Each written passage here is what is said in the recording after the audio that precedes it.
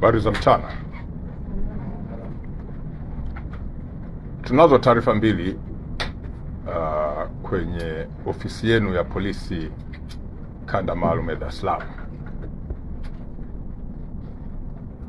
Jeshi letu la polisi kanda maalum ya Dar es Salaam kwa kushirikiana na vyombo vingine vya dola, lakini pia wananchi, linaendelea kuhakikisha kuwa swala la usalama katika jiji la Dar es Salaam linaimarishwa kwa kiwango cha juu, ili kuona kwamba wananchi wa jiji hili wanaendelea bila hofu na shughuli mbalimbali za kwao za kiuchumi, za kisiasa, lakini pia za kijamii, bila kuwa na bugudha yoyote.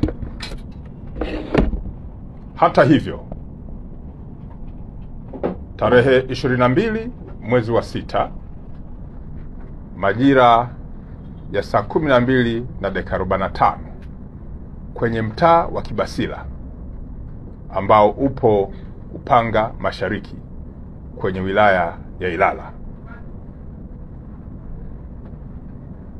ilitokea taarifa ya mfanyakazi wa ndani ambaye baada ya ufuatiliaji amefahamika kwa jina la Zainabu Omari, anayekadiriwa kuwa na umri wa miaka 46. Huyu alikuwa ni mfanyakazi wa ndani wa kazi za usafi. Mfanyakazi huyu anadaiwa akiwa kwenye ghorofa ya 3 na akiendelea na shughuli zake za usafi kwenye balcony nje ya jengo hilo kwa juu, aliteleza na kudondoka mpaka chini na baadaye kupoteza maisha.